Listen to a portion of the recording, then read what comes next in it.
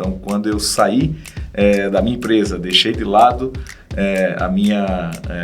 o que a gente tinha construído durante 8 anos, era uma empresa já sólida, né? Então, tinha que ser por algo dessa magnitude, né? Então tinha que ser algo que me encantasse.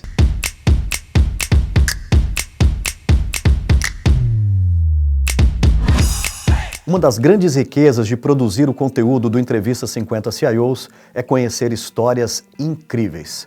E diretamente de Olinda, Pernambuco, o meu grande convidado de hoje, Marcelo Borges. Marcelo, uma honra te receber aqui, bater esse papo e conhecer um pouquinho mais da sua história. Obrigado, Renato. Obrigado pelo convite. É uma honra estar aqui na Net Globe. Você é um super parceiro. Para mim foi uma convocação vir até aqui, né, poder estar com vocês e fazer parte desse projeto tão maravilhoso e inspirador. É verdade. E um projeto que busca deixar legado, né, Marcelo? E principalmente um legado humanizado. E a gente sempre comenta aqui que nós queremos saber de histórias de vida, histórias de infância, histórias reais de grandes pessoas e profissionais que nós tanto admiramos. E queria te começar, né, fazendo essa pergunta. Como que foi a sua trajetória desde lá da infância, onde você nasceu, um pouquinho de família, um pouquinho do Marcelo Borges? Renato, a minha origem, né, eu sou de Olinda, Pernambuco, como você falou. E aí eu sempre brinco, né, eu tive uma grande oportunidade na vida de conhecer os dois lados da moeda. Então, eu nasci em um bairro pobre da cidade de Olinda. Porém, com o esforço dos meus pais, sempre estudei em boas escolas.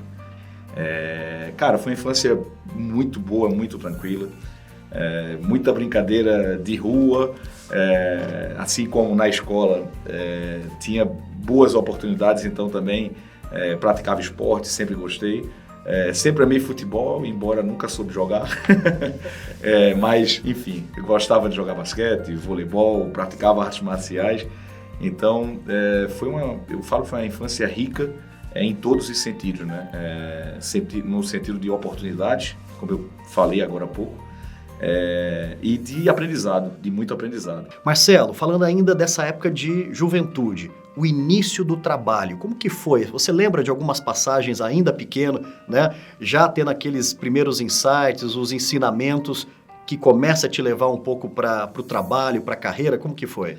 Renato, eu acabei o meu segundo grau, né? Na nossa época, em segundo grau, hoje em ensino médio, aos 16 anos. E aos 16 anos eu já fui trabalhar.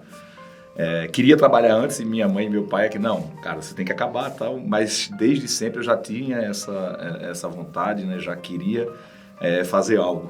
Sempre fui muito proativo nesse sentido. Então, aos 16, quando acabei o segundo grau, comecei a trabalhar e meu primeiro emprego foi como office boy. Olha só, que legal. E passei menos de 2 meses na função, porque, cara, na primeira semana de trabalho, eu já vi uma área lá, né, que é uma portinha fechada, um ar-condicionado na alta, que era o CPD.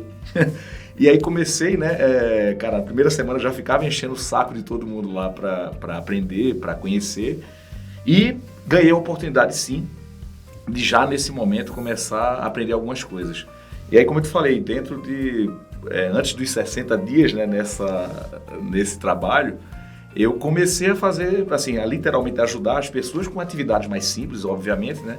Mas teve uma das pessoas que fez, cara, esse cara tem um potencial grande. E aí fez, olha, arruma outro office boy porque ele vai ficar aqui agora. E aí, cara, com menos de 60 dias eu já comecei com TI. Sempre foi algo que me encantou, né? Então, aos 16 iniciei a minha carreira. Logo, nesse mesmo emprego, eu tive a oportunidade de aprender DBase. E aí depois já passei a cuidar da mala direta, né? Na época, cara, tinha isso. Então, assim, foi uma experiência fantástica. Para início, né? Uma pessoa jovem, querendo saber o que é que vai fazer ainda. Então ali eu me encontrei.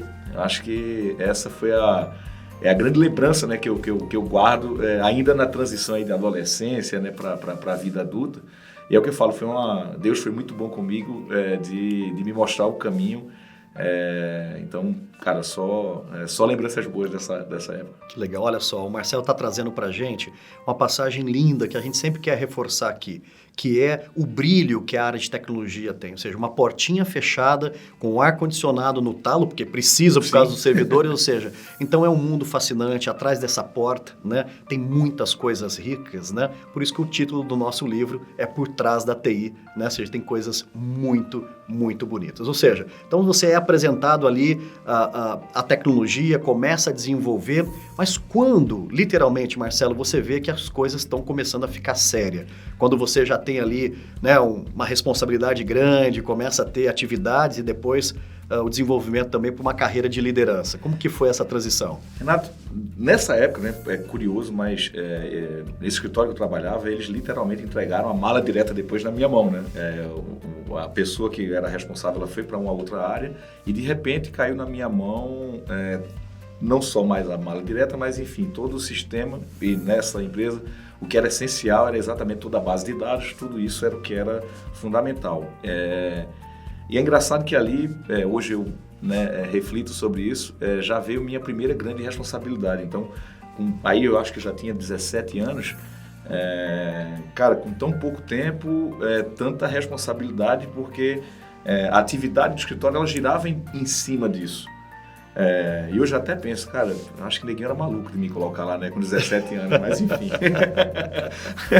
Mas a verdade é que assim, dali já veio aquele senso de responsabilidade e vou te ser bem sincero, o encanto por aquilo que eu fazia. Para mim, cara, a tecnologia, eu falo que eu tive a grande oportunidade na vida de descobrir e amar aquilo que eu faço. Então, vai fazer 30 anos que eu só literalmente faço o que eu gosto. Então, eu falo que, cara, o sentido de trabalho no pejorativo, de ser pesado, de ser... isso nunca foi para mim. Então, sempre tive estresse, como todo mundo tem, né? Ou seja, sempre tive muita responsabilidade para assumir, mas isso nunca foi um peso. Né? A gente sempre tratou como desafio e como oportunidade de crescimento. Saindo dali, eu já sabia que queria desenvolver, queria ser, na época, programador, que era isso que nós éramos, e comecei a aprender um pouquinho de Clipper, mas logo migrei para o Delphi. E no Delphi eu me identifiquei e me descobri, né? Ou seja, gostava muito da linguagem. E foi aí que eu tirei a minha primeira certificação internacional, do Delphi 7. Ainda pouquíssimas pessoas no Brasil sequer comentavam, né, sobre certificação, mas naquele momento eu já encarei como desafio, sabia que aquilo seria um divisor na minha carreira e foi isso que eu fiz. Na época, a prova, né, você tinha que atingir um mínimo de 80%. Para você passar na prova. E aí, cara, foi nisso que eu investi. E eu te digo que esse foi a grande guinada na minha carreira. A primeira certificação, volto a dizer, num momento que não era comum, né, as pessoas serem certificadas. E aí peguei gosto por aquilo, né, e fui tirando outras. E essas certificações, elas me trouxeram muitas oportunidades, tá? Muita oportunidade de mercado, oportunidade como consultor, oportunidade como instrutor oficial da Borland na época, que era a dona do Delphi. E dali já nasceu, né, com as consultorias, depois já passando a gerenciar projetos, então nasceu toda essa parte de liderança. Eu falo que tudo foi muito intenso, mas ao mesmo tempo suave. Eu fui tendo oportunidades que me levaram à posição de liderança. Dizer a você que eu nunca procurei não seria uma verdade, mas eu nunca quis atropelar as coisas.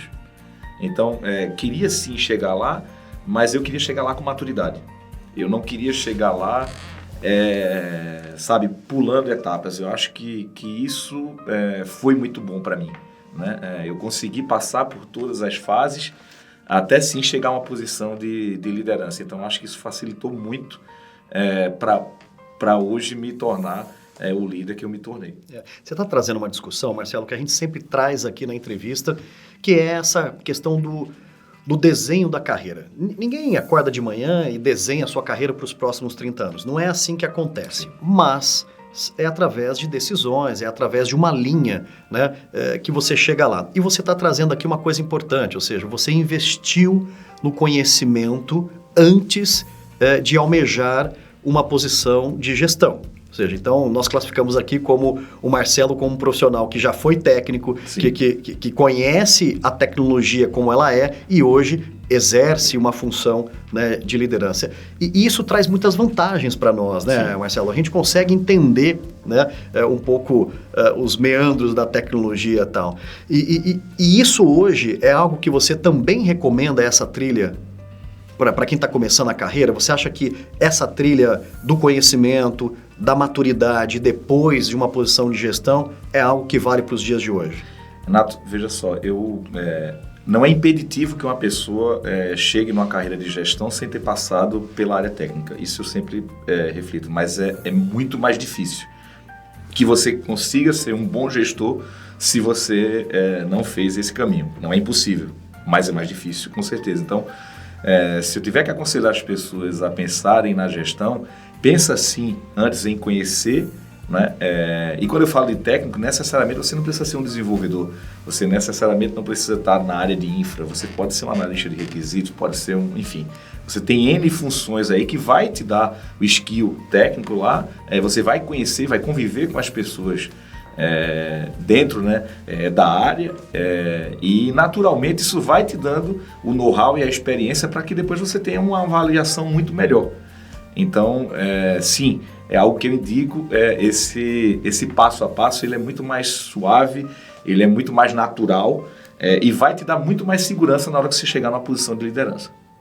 Marcelo, você tem uma trajetória na sua carreira muito bonita, que é à frente da Queiroz Galvão. Claro que você não começou lá como head de tecnologia, mas eu tenho certeza que tem uma história bonita por trás. E isso eu quero também, né, envelopar dentro daquela importância de se investir numa carreira, né? As pessoas hoje em dia ficam pulando de emprego, de uma empresa para outra, e você é um exemplo de sucesso, né? De ter investido uma vida profissional, né, junto com um grupo. Conta um pouquinho para nós. Renato, eu tive nessa caminhada, né? Eu tive uma empresa, né, no Porto Digital, em Pernambuco, e a Queiroz ela foi um dos meus primeiros clientes, né? Como lá na empresa, né? Então, assim, a gente, tanto com treinamento como com fábrica de software, a Queiroz foi um dos primeiros clientes que a gente teve. E essa parceria aí, ela perdurou até o momento em que eu fui para a Queiroz Galvão. Olha que legal. Então, virei o lado da mesa, né? E fui ser funcionário da Queiroz. Então, cheguei lá na posição de coordenador de sistemas. E logo a gente foi fazendo um trabalho de aproximação com as áreas de negócio e conhecendo a empresa. E sim, a Queiroz é uma empresa pela qual eu tenho muito carinho, e tinha certeza do seguinte: se tinha que abrir mão de ser empreendedor, teria que ser por uma empresa que eu fosse apaixonado, por uma empresa que eu realmente me identificasse, e a Queiroz é essa empresa. Então, quando eu saí da minha empresa, deixei de lado o que a gente tinha construído durante 8 anos, era uma empresa já sólida, né? Então, tinha que ser por algo dessa magnitude, né? Então tinha que ser algo que me encantasse. E na Queiroz eu achei isso. Então, trabalhei durante 2 anos nessa posição e assumi como head da construtora Queiroz Galvão na época, que era uma das empresas do grupo. Mais tarde, depois de mais 2 anos, como CIO da construtora Queiroz Galvão, eu assumi como CIO da holding do grupo, né? E aí vieram outros business, e eu falo todos os dias que desde o dia que eu entrei, nenhum dia é igual ao outro, e isso para mim é maravilhoso. Eu sou uma pessoa inquieta e gosto de desafio, então, cara, para mim, a Queiroz ela me proporciona isso no meu dia a dia e continua proporcionando. Marcelo, nós sabemos que a nossa vida profissional ela é sempre muito irrigada por desafios, né?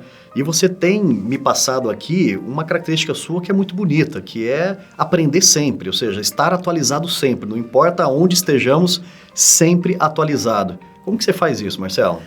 Nato, eu acho que isso é um lema de vida. Eu sou uma pessoa muito determinada. Eu sempre gostei de traçar objetivos e correr atrás deles. Mas nessa caminhada, eu acho que a principal lição que eu aprendi, e olha que foram muitas, foi continuar aprendendo. Então, se eu tenho que aconselhar alguém, se eu tenho que falar algo para alguém, continue aprendendo, independentemente da posição que você está. Eu hoje continuo aprendendo, e muito, tá?